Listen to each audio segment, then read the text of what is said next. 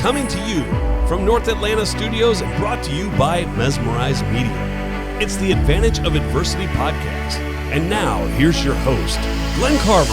Hello, everyone. It's Glenn Carver, and I am your host for the Advantage of Adversity podcast, coming to you from North Atlanta Studios, Mesmerize Media.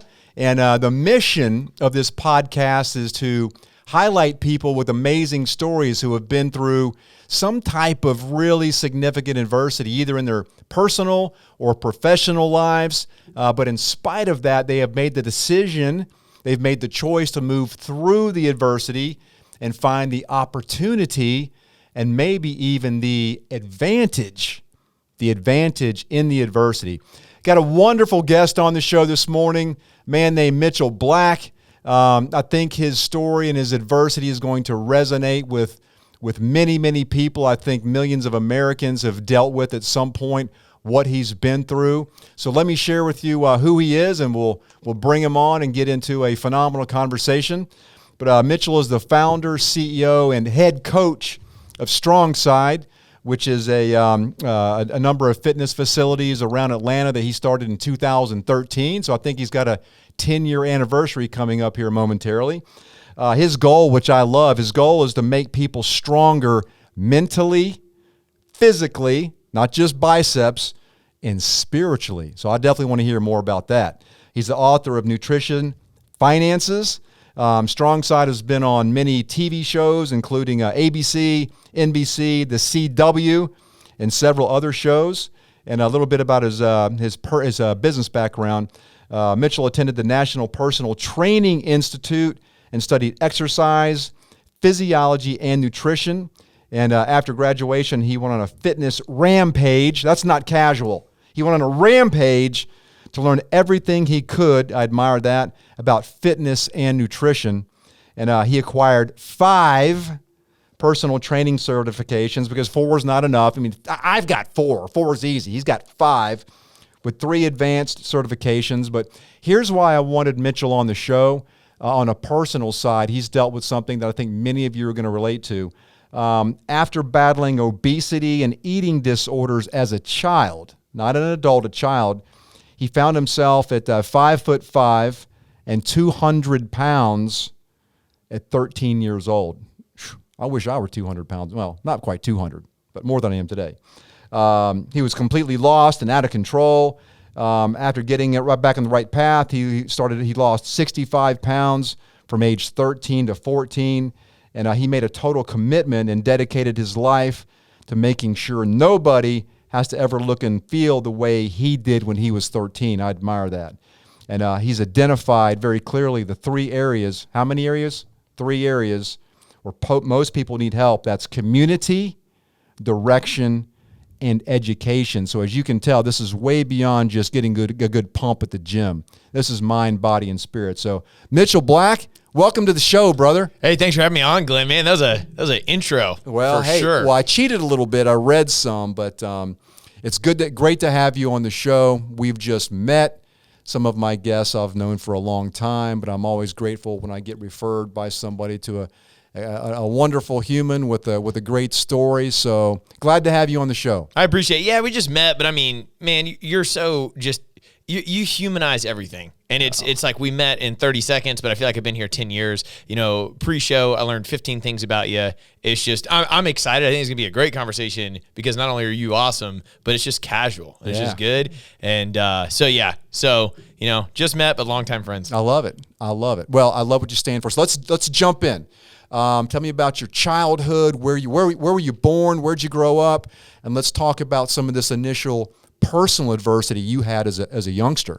Yeah, so I was born in Lawrenceville, and anybody not familiar with the Atlanta area is kind of right outside Atlanta, not too far. But then my parents were married, and they were miserable, and they decided, you know what we should do is we should stay married for the child to make its life miserable. So they decided to move to, and a lot of people do that, and you know whatever. But they decided to move to Douglasville, and I moved to Douglasville when I was really little. I was like 7 or 8, and there was nobody there at the time. It's kind of air quotes, a big city now. It's got like a mall. But when I moved there, It was tumbleweeds rolling down the street. when I moved there, it was one stoplight. It was gravel roads. There was one school. That's the Douglasville that I remember. Got it. When I moved there, and I was there from 8 till 18, and then when I was 18, I was like, I can get out of here. This place ain't for me. Got it. Do you have siblings? Yeah, I got a little brother and a little sister. Okay. They're much younger than me. We have the same parents. My parents didn't get divorced till I was 13, but they did have 3 kids. And there's just, my brother's like 11 years younger than me. I mean, they're great people. It's just big age gap. Yeah. Okay. So 13 was a big year for you. Oh, yeah. A lot of distinctions. Yeah. So let's talk about, let's just jump right in. Yeah, absolutely. I mean, you were 13 years old. You were 5'5", 200 pounds. Yep. You define yourself as obese at that point, which so much of this population is now. And I guess I won't get on my standard American diet soapbox, but Love it. A lot of reasons why this culture, this country is obese. But you were obese as a child. Let's talk about what did that do to your self-esteem and your self-image at such a young age? It demolished it. You know, at that age, you're kind of forming self-esteem and you're kind of forming self-worth, and you're kind of doing things that would give you the opportunity to feel good about yourself. Like Sure. you maybe at that age, you're starting to get into a sport, or you're starting to, like a girl or something like that. And when you're shot down at everything, when you're always picked last, when the girl never likes you, when you try to succeed at something and it's always a failure, you start identifying yourself as a failure.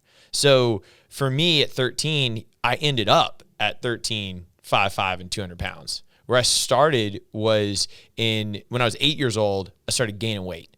And now, okay, let's say part of that is genetic, like maybe a little bit. My whole family's morbidly obese. My aunt died at like 600 pounds. Like nobody works out. 600 pounds? Yeah, she was like the TV show? Yeah, like she was bedridden. Wow. They had to carry her out. They had to cut the door frame out when she passed away to like get her out. Like it's not an exaggeration. And that instills a mindset. Yes. So it might be part genetic, but it is also part environmental, where, I wasn't around healthy things, healthy activities and stuff like that. I was around a lot of love, but I was not around, you need to take care of yourself. Yes. So 8 years old, I started gaining weight, and it just kind of pounded on more and more. Like all of a sudden I'm just getting bigger and bigger. And at 13, by the time I got to 13, I had gone through 5th grade. At 5th grade, my mom's writing letters to the school about kids making fun of me and bullying me, and she had to come up to the school and, had to go to like counseling and stuff like that. And for that, so there's already a lot of trauma there. And then I start looking at myself and started getting really upset with myself because I was in the shower and I would look down and I couldn't see my feet. And we would go back. At what age? So 5th grade would be like 11. So like 11 to 13. I mean, it just started pounding on. Right. But I don't know anything. And we'll get to these 3 things that started the gym in a second, but I don't know anything. So like, I don't know. Nobody's teaching me that like Cheetos are going to make me overweight. At that age, I just think he's thin. I'm not. Oh, he's lucky. He gets to be a thin. Right. I'm 11. How am I supposed to think like that? You don't make those distinctions at 11. You have to be around an environment that gets you to think like that. But what I do know is I can't see my feet. And what I do know is that we're going back to school shopping at Macy's, and I'm in the Husky section. And then I'm in the big and tall store. I have to go to a separate store to get my clothes. I'm like, I don't want to do this. I do know that I played baseball for like 5 minutes, and I do know that we had to run a lap, and everybody's done, and I'm not even halfway through the thing. And it's, come on, Tubby. Like, I mean, it's just like terrible. Yeah. And I started noticing that I was having, I didn't know at the time it was like eating disorders, but definitely emotional relationships with food. I was at school, and there was this girl named Amber, and I had the biggest crush on Amber. I mean, she was smoking. And I wrote her a secret admirer note. Okay. And when she found out it was me, she ripped it up and threw it in the trash. Oh, my God. And said I would never date a fat kid. Oh, my. Oh. And brutal. I know. Kids are brutal. I saw her again in high school when I had a 6-pack. It was fine. Oh, that's So, success can be the best revenge. It felt good. But I went home and I ate a bunch of cookies. And when I ate those cookies, I was realizing that that's when I was associating a negative feeling with food. And it really started making me realize that, okay, the food is what's making me look and feel this way. And I don't like it.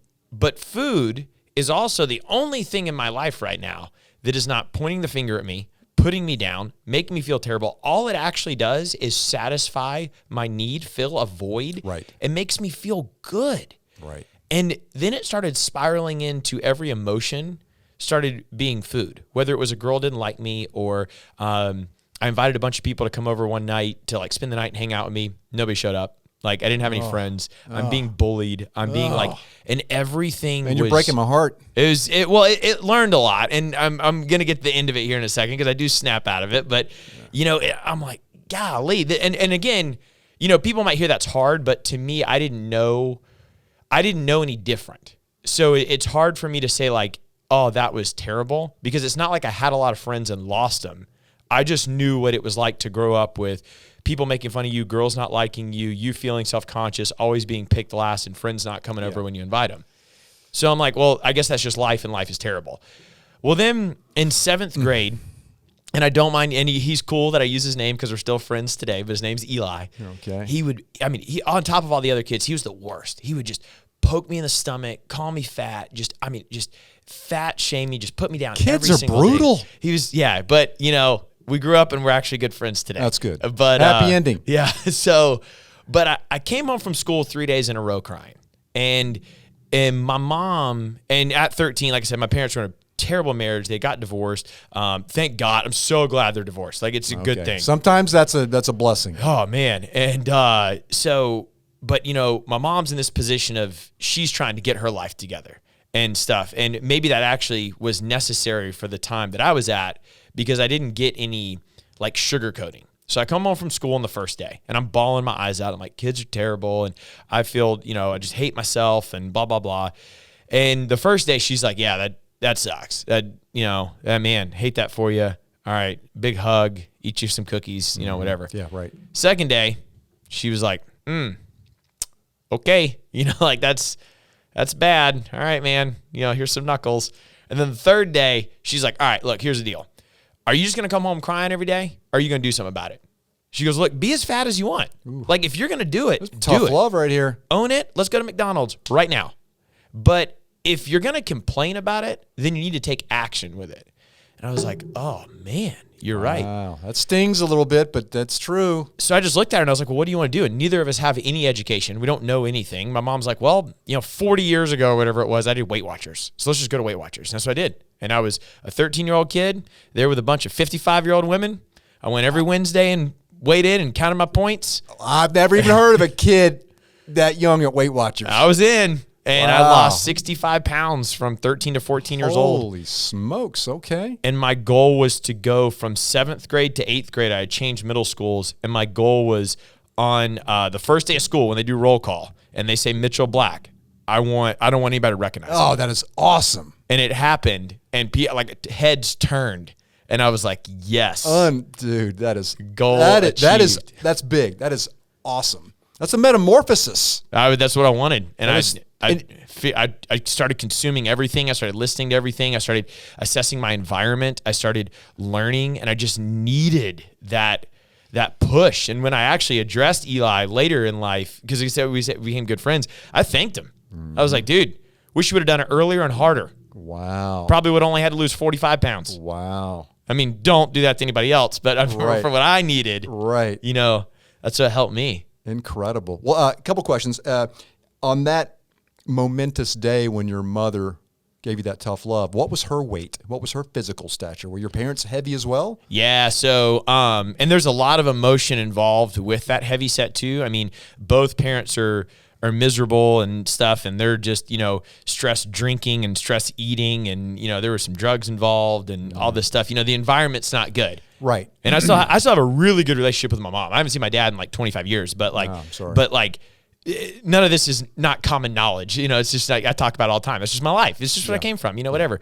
But so that environment stemmed a lot of unhealthiness. And my mom actually lost 100 pounds on like some weight loss supplements and working out. And she was actually on a commercial, and they like flew her out to LA and stuff. And so she's in the middle of this while I'm getting in the middle of it. So now she got off it and then like gained a bunch of weight back because she was on like a weight loss supplement and stuff. And she's doing much better now. But I think that kind of gave her the fire to be like, I can change, and I've been through discomfort. So looking at my son who's in discomfort and wants to make a difference, I think I can push him to take action towards that difference. That is one of the 2 to 3 lessons that my mom has taught me that will stay with me for the rest of my life, that are just unbelievable, that I live by today. Well, hey, that is why you're on this show right there. That's why this show exists, finding the advantage, the opportunity in adversity. Yeah. So I go back real quickly to age 8. So obviously you didn't have the best role models in your life when it came to physical fitness, but I'll give you credit, Mitchell. You were aware enough and you recognized your patterns. Did you recognize your behaviors, or what behaviors did you have at 8 years old, as in putting things into your mouth that created this lifestyle of obesity? Yeah, it was all emotional for me. Like, I would never eat to the feeling of feeling full or satisfied. It was always eat till you're stuffed. Okay. Like, I used to go to the Chinese buffet like all the time. Like, none of this is a joke. Like, my favorite restaurant was Golden Corral. Oh, that's like, yeah, sure. I mean, you don't get like, you reference 600-pound life. Like, that's not an accident. Like, your genetics don't make you 600 pounds. Exactly. You're, that's my whole point. Yeah. When I'm 200 pounds at 13 years old, it's not because I got bad genetics. It's because my favorite restaurant is Golden Corral. Right. Like, maybe 20 pounds overweight, not 60, 70 pounds overweight. Do some of you need to hear this right now? This is real. And so that environment, it just did that. And kind of a long answer to a short question, but it's so I don't know a lot. And what I mean by that is, like, I didn't really go to college. Like, the school that I went to was awesome, but it was like a trade school. I graduated high school with a 1.75 GPA. Wow. And I mean, barely. The only reason I passed was I brought Chick-fil-A chicken biscuits to my language arts teacher every day. Like, I just need a D, great. and you'll Great. never see me again. Hey, Chick-fil-A is currency. And it was, and awesome. You know, I was just unmotivated and I was lost, and like, I just like, this isn't for me, but whatever. But so I don't know a lot. And what I mean by that is I haven't made a lot of decisions in my life with information that I was given and then tried to take action on that information. A lot of the decisions in my life, even business today, is I just don't want to do that. Mm-hmm. And I don't really know how to do this, but I know that I don't want to be that. Yeah. Well, that's powerful. Most human beings will do more to avoid pain than gain pleasure. And that's kind of what it was. Like, so that answer to your question is that I was like, I don't know. I'm going to figure it out. But okay, I'm not, with my little information, it seems like people that exercise look better. Mm-hmm. I'm doing zero. So rather than trying to paralyze myself into what should I do, I'm just gonna start doing something. Mm-hmm. So I had a bicycle, I had a road. I was like, what do I have? I have shoes. Yes. Okay, I can walk, I can whatever. And then it was like, well, I mean, like, common knowledge says that, you know, like, you turn on the TV, everybody says McDonald's isn't healthy. And I was going to Wendy's like all the time. And this is back when the dollar menu was literally like 89 cents. I'd get 5 cheeseburgers for $5. And it was like, okay, well, don't. Like, you know, just that's all the knowledge that I had, but that's literally where I started. I love it. Yeah, I'm channeling some inner David Goggins right now because I've watched 1,000 of his shorts on YouTube. He says, do me a favor, grab your shoes, put them on. Do you have a floor in your home? Drop down on the floor and do some push-ups. Love it. And then when you do some push-ups, walk outside and run. I mean, nobody can make an excuse that they can't do that. Do you have a floor? Yeah. Do you have some shoes? So, man, I admire you. I commend you immensely for picking yourself up, having the balls to admit what wasn't working. You couldn't see your feet. Yeah, it was bad. But I love your humility, but the action you've taken is very, very inspiring. Well, thank you. I don't know what I would have done with abundance. It even freaks me out today. Okay. I have to keep myself really, really lean in everything. Like, whether it's money, whether it's like I never had anything. We grew up on food stamps, I mean, you name it. We can talk about any piece of that. The moment that I get an abundance, I almost don't know how to deal with it. I have to put walls in place to deal with that because comfort does not work well with me. I'm so used to being told no, to not being able to have stuff that and it might have been being born, like being like that 13 years old, being like, look, I have nothing.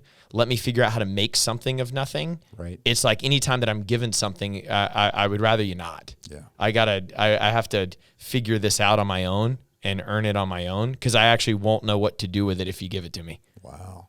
Wow, that's big. So obviously you're a big time coach. Obviously in your world, do you receive coaching from anybody on a mindset level or a business? Do you have any coaches in your world, your life? So I'm not against them. I don't know if I have designated like coaches. Like I don't have anybody that I sign up with and I meet with, every month. Right. But I try to consume knowledge and get as close to people as possible that are doing what I want to do. That's and great. The moment that It's called modeling. Yeah, the moment that I get close to them, I change the target. So I have one really, really great mentor that's actually a client of mine, and he's just been a great, great guy. His name's Eddie Perez. I train him like 7 days a week, and he owns the... Oh, only 7. Yeah. So he's kind of a lightweight. He's an animal. And he owns like the 38th largest mortgage company in the United States, and we've just built a great... He's done more for me business-wise than ever. So he's like probably my number one coach, I would say. Sure. But there's a lot of people that, I don't care if it's a seminar, I don't care if it's a video, a book, whatever. I'm going to get as close to that person as possible, learn as much as I can, and they have to be doing something that is way beyond what I even think possible right now. That's great. And then I'm going to catch them, and then I'm going to go find another one. Right. And I start small. Like, I'll give you an example. Like, I study a lot of Jeff Bezos, but I just like read his stuff. I don't model too much after him. You're talking about, dude's worth $180 billion. I'm not even close, right? I got to find somebody doing, double what I'm doing. Right. And then I got to start there, and then I'll catch him, and then okay, who's doing double that? Right. And then go find that. That's and, great. And it can be in any part of my life. It doesn't have to be just money. It can be exercise. It could be, somebody who's squatting double me. Cool, I'm going to go squat with that guy. Mm-hmm. Like, I got to find something. That's fantastic. Wow. Yeah. Wow. So let's fast forward to 2013. What was the moment that you thought, okay, I'm going to start StrongSide? Tell me about how StrongSide was first born. Things go from idea to blueprint to brick and mortar, physical reality. Yeah. When was the idea first in your mind about StrongSide? Yeah, it's actually a good question. Never. So I did not ever want to be an entrepreneur. I was pretty open about it. And I didn't think that I was ever going to be. I had no desire to do that. I was doing very well where I was working, and I wasn't even like angry at where I was working. That's interesting. I say that because a lot of people, like, this is the common entrepreneur story. It's like, I never want to work for anybody. I want to be in control of my own destiny. Like, I'm good. You want to send me a paycheck every 2 weeks, and you want to give me raises, and you want to take all the liability. Right, that's a good formula. You want to sign some leases? I'll work my brains out for you. Like, I will work so hard. I don't have that problem. Right. But here's what did happen is, so I'm working for Lifetime Fitness, and I started folding towels and cleaning toilets. I worked 11 p.m. to 7 a.m. just to get my foot in the door, because I'm a kid with no knowledge, no education. And that's admirable. No resources. Like, I got nothing. And I know that, and that's okay. Right. So I was like, I'll do whatever you want me to do. I want to be a trainer here. I know I'm not qualified. I just want to learn. So can I learn from your trainers for free? I'm going to put myself through school. I'll work 11 p.m. to 7 a.m. That's awesome. Just get me in. And that's awesome. And because before that, I was cutting firewood for $6 an hour. So anything indoors is great. Sure. So if it's nighttime, I don't care. And so I do that, and I was like, all right, cool. And then I worked the front desk, and I started working the front desk. And this whole story makes sense here in a second. But so I started working the front desk, but they didn't want to give me the job at the front desk because I got long hair and I got earrings. And that's hard to see it right now. Yeah, and you can still see the earring holes. I mean, I thought I was so cool. Yeah.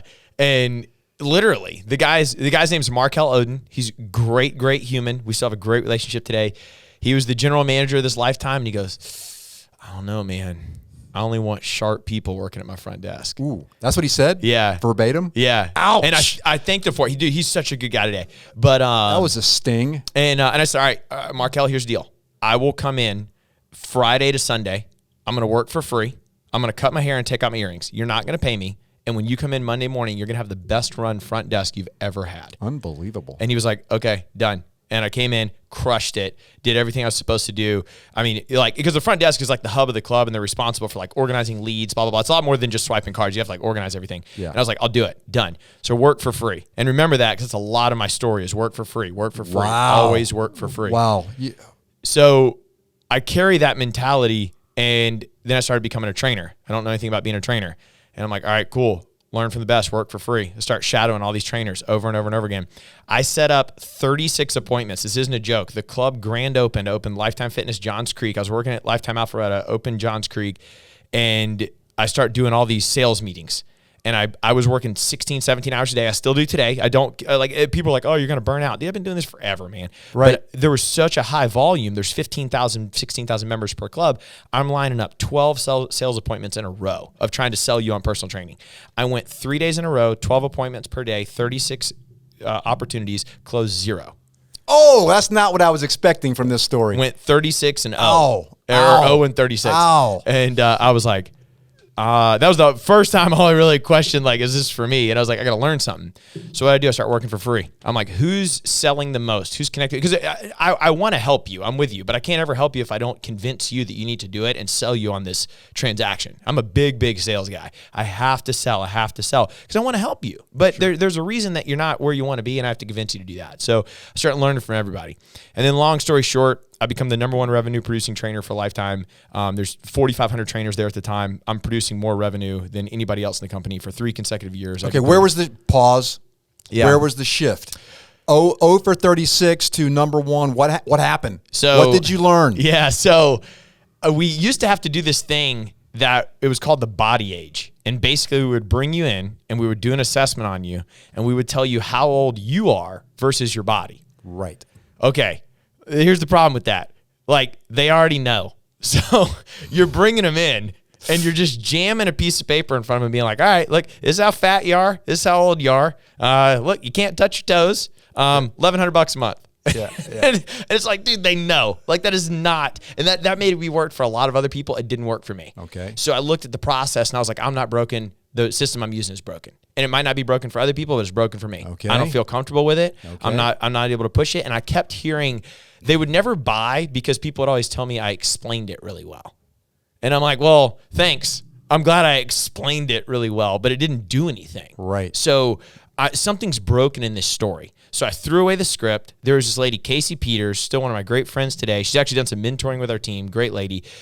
She was the #1 producing trainer. And what did I say? Find somebody that's doing, what you want to do and get close to them. Yes. And I had her train me. I sat in on all of her closings.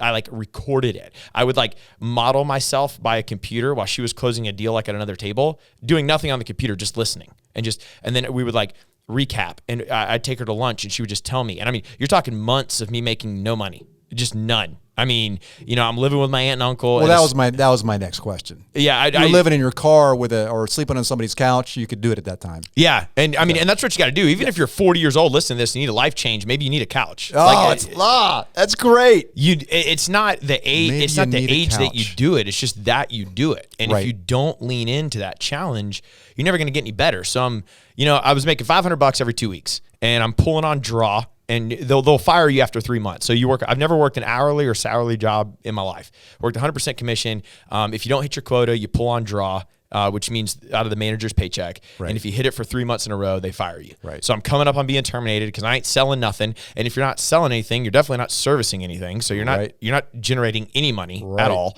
And then I got my first set of confidence when I signed this lady up. What year was this now? 2008. Okay. Yeah. So this lady came in and her husband had just passed away from kidney cancer. And I wish I could remember her name. I'd stayed in contact with her for a couple of years after, but she's holding back every tear. Oh. And I get like emotional even just sharing the story, but she's holding back every tear. I think her name was Susan. And she signed up 2 days a week for training, and she was prepared to just do anything. And me, I'm like 18 at the time. I'm like, oh man, this is, oh great, I'm going to get her fit. Dude, she ain't looking for fitness. She's looking for somebody to talk to. Right. Therapy. She's looking for an appointment to be at, something to get her mind off her husband being in a wheelchair and peeing in a bag. Yeah. That's what her life was. Yeah. I was like, these people aren't looking for fitness. They're looking for something else. They're looking for, like self-empowerment. They're looking for a relationship. They're looking for the good looking legs is a byproduct. It's a byproduct of the hard work and the relationships that you build and that environment. And that's when I learned it.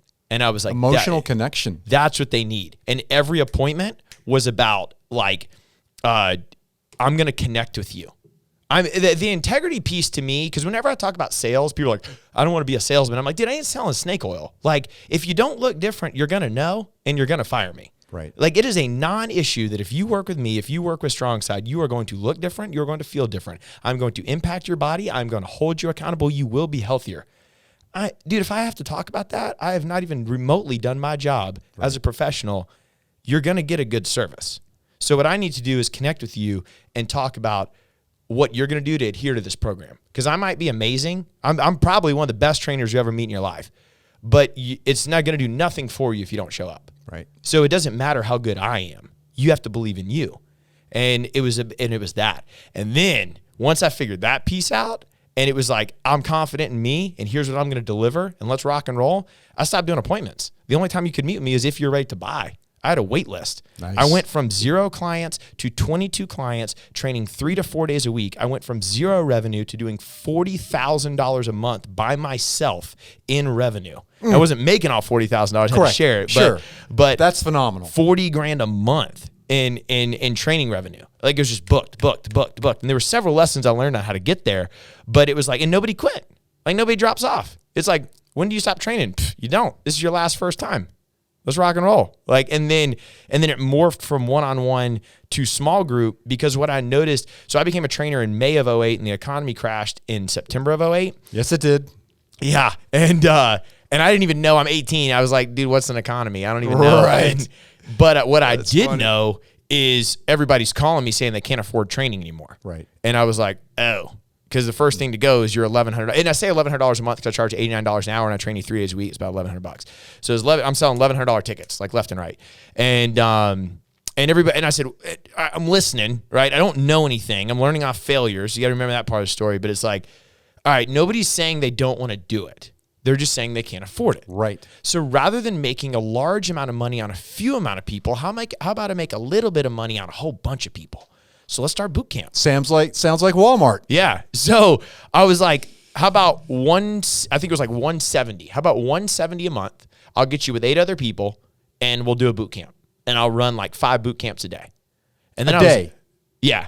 Okay. And so I was thinking a week, a day is aggressive. Well, I'm working 16 hours a day. So it's like, just fill them up. Right. And so I was like, well, dang, dude, this is great because it's great financially, because if one person leaves, I'm not hit. Correct. And then I started noticing how hard they were working. I was like, whoa, wait a minute.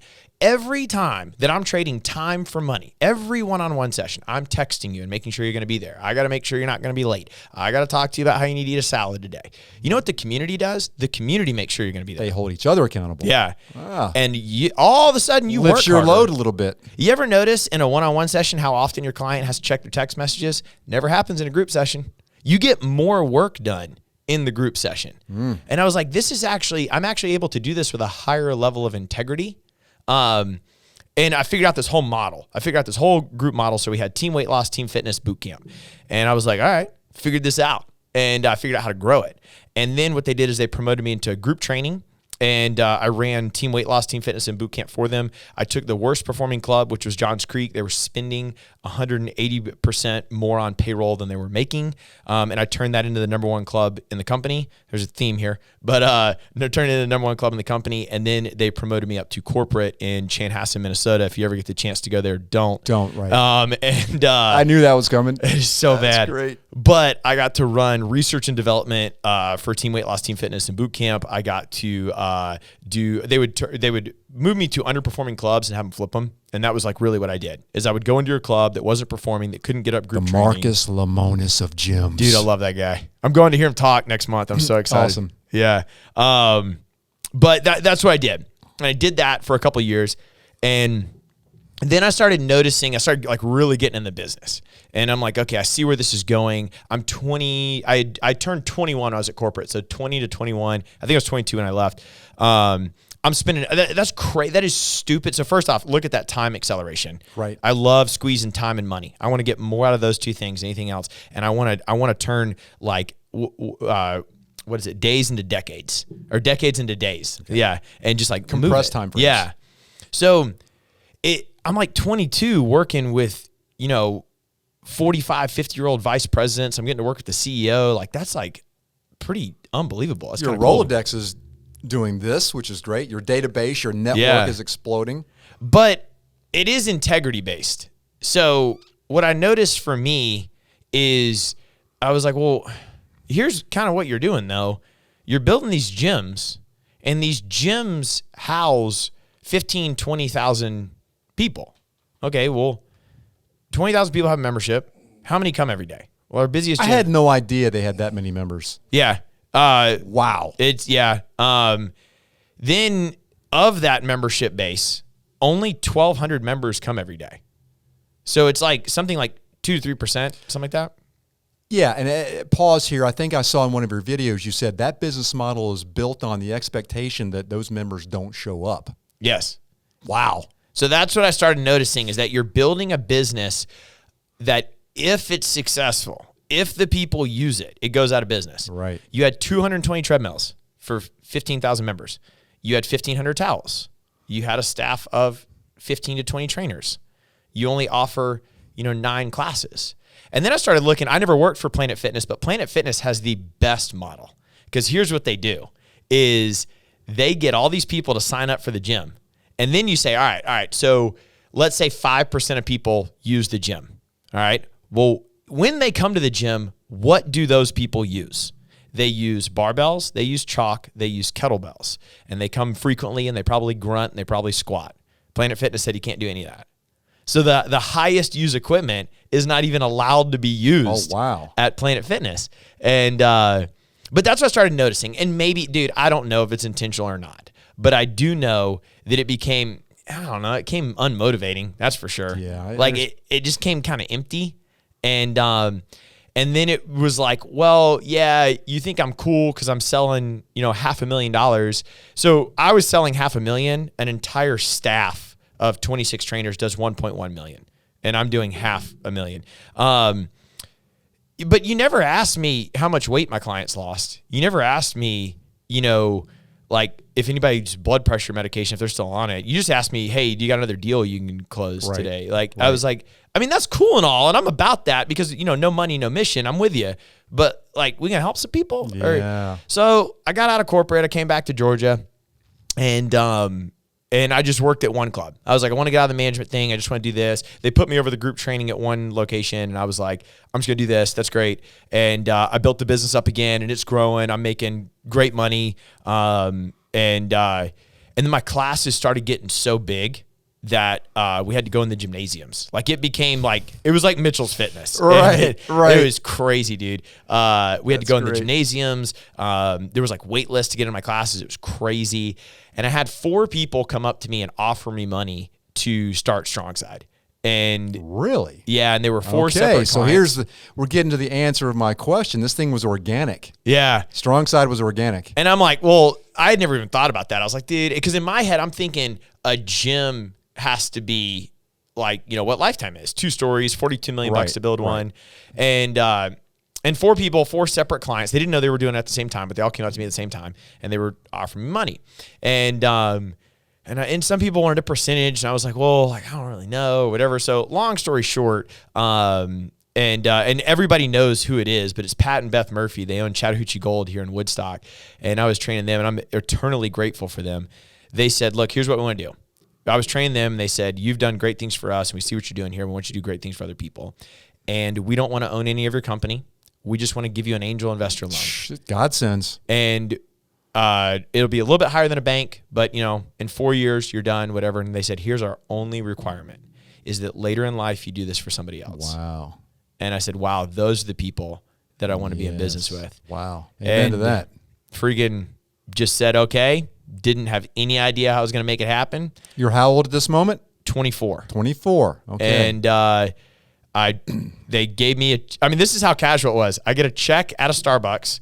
We sign the agreement. And keep in mind, like, if you default, like with what money are you supposed to pay them back with? Like there's nothing. They know that. So he gets to the default section and Pat looks at me and he goes, so please don't. Right. And I just had to sign it. I was like, all right, let's go to work. That's great. And then I got in this lawsuit with Lifetime, which I did win, but they had to fund that lawsuit because I had not only had I put in all my money, I had borrowed their money. And I'm convinced to this day that this was an inside job. I don't know how, but I swear it was. I sold all my stocks and cashed out my 401k and stuff like that. And they mailed it to my house. And somebody stole the check and signed it over to themselves and deposited it. Yeah, thanks, Wells Fargo. And I've never seen that money to this day. So I'm out that money. The city had shut us down like 10 days after we opened because the contractors did a bad job. It was like bathrooms, blah, blah, blah. And then I get sued by Lifetime. And ouch. To protect their asset and also to protect my dream, Pat and Beth Murphy funded that lawsuit. Incredible. And I paid them back for it in full, but like we won and they were trying to sue me for a bunch of junk and we were able to grow it. I mean, we started with 24 members. So this is the adversity part of the conversation. I had 60 people say that they were going to join with me. And I was like, well, we're probably not going to get all 60, but 60, I needed 36 to pay rent. And I was like, okay, I'll start there. I'll figure out my home bills, go from there. Okay, 24 people signed up. So great. I don't even have enough to pay rent.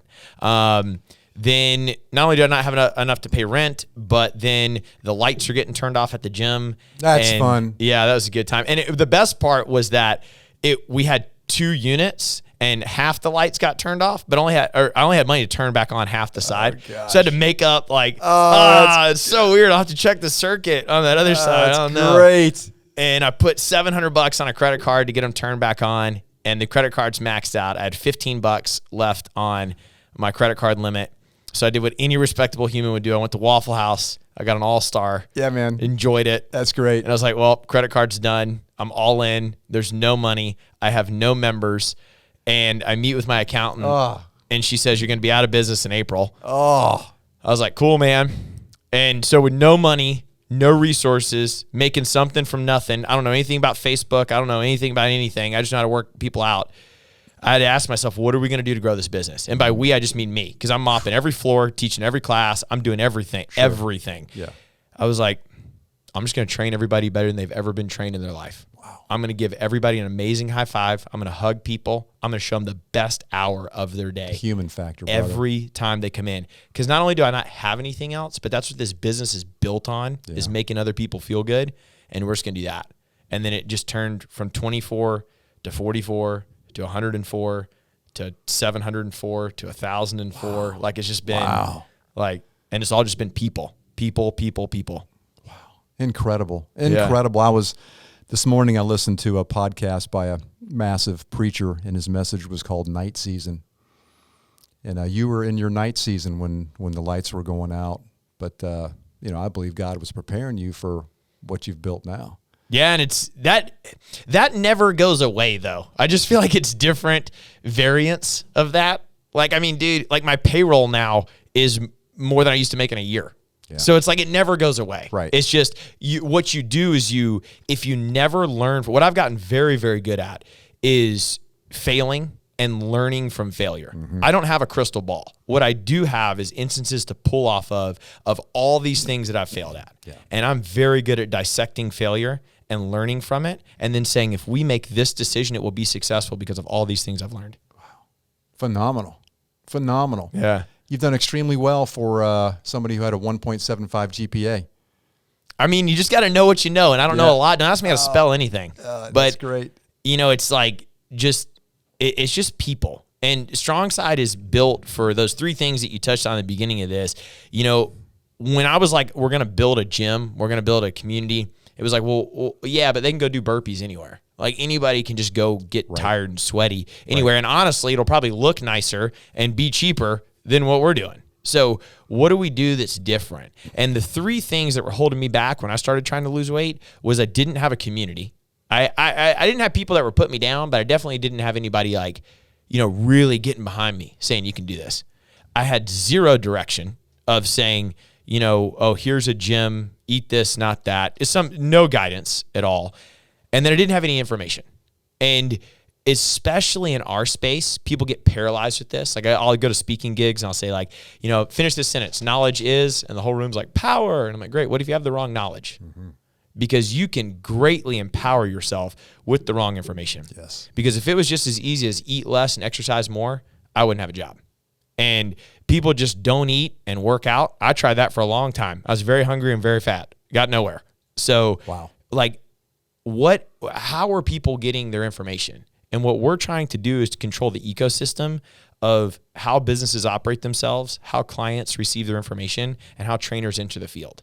And that's our long-term vision of saying, yeah, we're a gym, but actually this health space is very convoluted, and we want to be the hub of transactions, of interface, of information. When you need to make a health decision, you think StrongSide, and that's going to be our future. Wow. So inspiring. I'm very, very impressed. Proud of you, impressed. I'm inspired. This is fantastic. Well, thank you. So as we wrap, incredible conversation. As we wrap up, share with us, kind of put a bow on top of this, as I like to say, from a diversity standpoint, biggest lesson you've learned in your personal life and biggest lesson you've learned in your professional life. So personal life is fail and fail often. And Okay. I know you're going to hear that anytime you go see any motivational thing at all. What I mean by that is you need to train yourself to fail often at things with no risk. Failure and risk are two different things.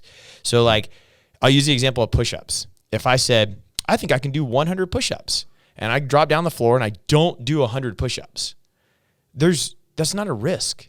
Nothing's going to happen if I don't get 100 push-ups, but I will learn from it. If I got 20, dude, I wasn't even close. Like, clearly something's off my perception. I can learn from this. And too often, people won't even begin to fail, which is a form of learning, at things that have no risk. You just fail. Like, if a conversation doesn't go well, just try having it a different way. Like, if you don't think you can do this in your workout, if you think that's too hard, if you don't like, I don't know if I like fish, go to a restaurant and order something that you don't know if you'll like. Learn from it. There's no risk associated with that. And then you'll build confidence to try failing at things that have much greater risk.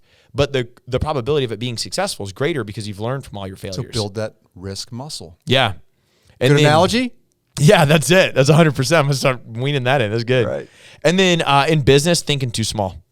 I have spent so much money, so much time thinking too small. I walked in the first StrongSide that was 1,600 square feet, put my hands on my hips and said, this is all we're ever going to need. Wow.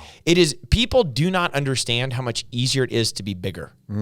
It is so much easier. It is so less stressful. It is when you're the solopreneur, you are the prisoner and warden of your own prison. Correct. You like, it's terrible. My goal is to have $1 million payroll. I'm not there yet, but I want it. Because I know if I have $1 million payroll, if I'm paying out $1 million, do you know how many members we're helping? Oof. Do you know how much revenue we're generating? What our locations might be like? What is our digital presence? Yeah. The lives you're impacting. If you think too small, you're just and then you got to go the other piece. You can't just be like risking it, for everything. Like you got to learn from your failure. But man, dude, I'm telling you, just go as big as you can tolerate the risk for with knowledge. I'm not telling you to be an idiot, but staying small is terrible. And I mean that from everything. Yes. Just thinking too small. Man, like StrongSide's 10 years old. We've only been making moves for 3 years. We'd be so much bigger, so much faster if I would have got around people that think bigger faster, people that were willing to invest faster, if I would have taken chances faster. I spent 7 years figuring out what I'm telling you now. That's okay. And then 3 years trying to implement it and being like, oh, crap. It's okay. This works. From what I can tell, you're a young man. Oh, dude, I'm just getting started. No, of course you are. I get it. I get that. One of my favorite quotes of all time is from Tony Hsieh, the co-founder of Zappos. Love his book. Yeah, they went from 0 to $1 billion in revenue in 10 years. At that time was unheard of. But one of my favorite quotes is, whatever you're thinking, think bigger. Yeah. And I think everybody on this planet can think bigger. Maybe Elon Musk. He's an alien, but we can always think bigger. So thank you. Well, thank you. Yeah. So let's wrap up. Plug yourself. How many facilities do you have? How can people reach you if they want to join StrongSide and have their life change? Do a commercial for yourself. Absolutely. So StrongSide is the #1 gym for functional fitness in the suburb area of Atlanta. We've been voted the #1 gym for 4 consecutive years, been featured on ABC, NBC, the CW, and we have brick and mortar locations in Woodstock, Canton, and Roswell. Okay. You get 1 membership. You can use all the classes, all the gyms, all the days. Oh, that's cool. And we're very much targeted towards general population. So if any of this story hit you and you're like, I'm 45 years old, 40 pounds overweight, I don't even know how to get started, that's literally what we do.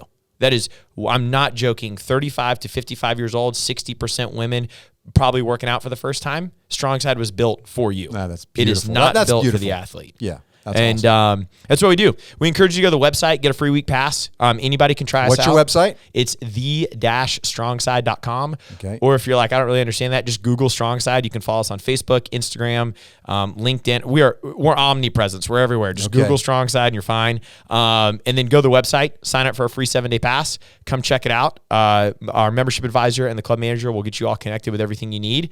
And then if you're not in the area and you're like, oh, I want to follow their program, next year, we're going to be launching our program digitally, so you'll be able to follow our workouts online, and you'll be able to pay for a subscription for that. So we won't be able to coach you, but we'll be able to provide you our training for fitness and nutrition for you to follow. That is fantastic. Well, I commend you, admire you. This is great to meet you in person, and anything we can do to support your growth, I will do it. I love it. This has been a phenomenal conversation. Well, thank you. I think you're doing great things, and I'm honored to be here, man. I mean, you're blowing up. Well, thank you, brother. Thank you so much.